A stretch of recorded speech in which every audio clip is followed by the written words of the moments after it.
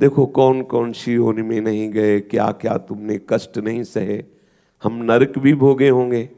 इसी जन्म में देखो हम माँ के गर्भ में भी रहे, कैसा कष्ट माँ के गर्भ में, गर्भ से निकलने में कितना कष्ट, बाल्यावस्था में कितना कष्ट, न जाने कितने कष्ट हम सहते चले आ रहे हैं।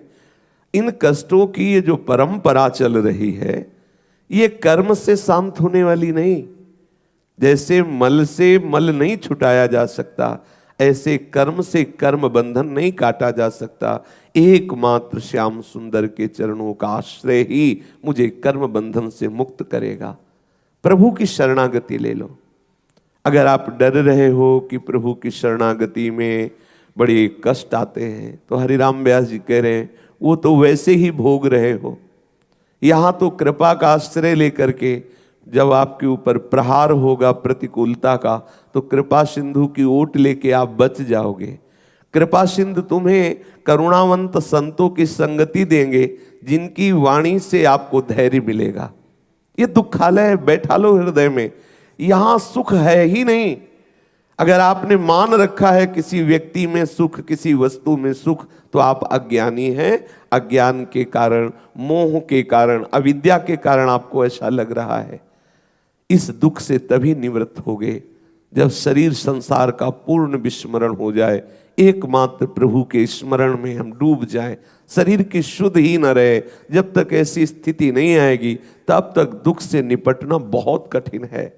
प्रभु के चरणों का आश्रय ले लो और साधु संगति करो, क्योंकि करुणावंत संत महापुरुष जन कैसे दुख से बचा जाता है, वो अपनी वाणी के द्वारा, उन युक्तियों के द्वारा हमें धैर्य बंधाएंगे, हमें इस भव समुद्र से पार करेंगे। कोई कर्म का आश्रय लेकर कर्म बंधन मुक्त नहीं हो सकता। भगवद आश्रित होने पर ही समस्त कटे कर्म बंधन संसारी। वो हमें जन्म मरण का हेतु, नाना प्रकार के दुख प्रदान करने वाले जो कर्म है, वो नष्ट हो जाते हैं। सन्मुख हो जीव मोहि जबहि, जन्म कोटि अघनाशों तबहि। करोड़ों जन्मों के कर्म बंधन प्रभु नष्ट कर देते, फिर और भी आगे हैं करोड़ों के। इसलिए कुछ न कुछ थोड़ा भुगवा कर प्रभु पवित्र करते। पर तुम धैर्यवान बनो। हरिराम व्यास जी कह रहे हैं संतों का संग करो, प्रभु के चरणों की भक्ति करो, और भागवत, श्रीमद् भागवत के सिद्धांत को हृदय में धारण करो, तो तुम्हारे अंदर शुद्ध बुद्धि हो जाएगी।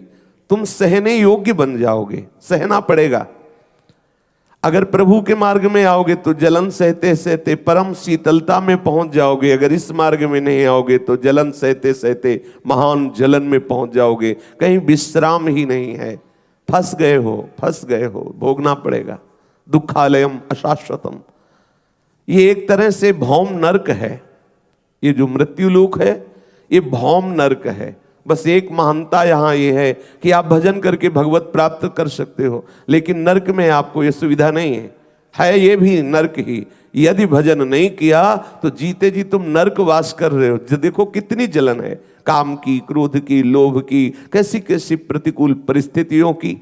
यदि हरि शरण हो तो बस एक महानता इस लोक की यही है कि तुम हरि नाम जप करके, हरि आश्रित होकर मुक्त हो सकते हो। बस अगर इससे आप रहित हो तो ये भौम नरक केवल तुम्हें भ्रम से लग रहा है कि हम सुख भोग रहे हैं, जब स्वयं भगवान इसे घोषित किए हैं मृत्यु लोक तो मरोगे, दुखालयम तो दुख भोगोगे, क्योंकि है ही। पर ऐसा माया का भ्रम है कि वो दुख को ही सुख रूप में ऐसी भेजती रहती कि मुझे लगता है ये सुख है, और हम सदैव दुखी बने रहते हैं। हमारे दुख के मिटने का उपाय है संतों का संग, प्रभु के चरणारविंद की भक्ति और श्रीमद् भागवत के सिद्धांत को समझना। जब तक हमारे हृदय में श्रीमद् भगवत गीता, श्रीमद् भागवत के सिद्धांत नहीं, तो हमें धैर्य कौन बंधाएगा? हम किन सिद्धांतों से चल पाएंगे? हम श्रीमद् भागवत, ये समस्त शास्त्रों के रचयिता भगवान व्यास देव जी की अंतिम रचना श्रीमद् भागवत है, पूर्णता है। इसी से उनको विश्राम मिला, हृदय शीतल हुआ कि जन जन का कल्याण करने में ये भागवत समर्थ है। एक ही श्लोक चाहे पढ़ो, लेकिन ध्यान पूर्वक उसका अर्थ पढ़ो, उसका चिंतन करो, उसको जीवन में उतारने की चेष्टा करो, तो आपको धैर्य मिलेगा।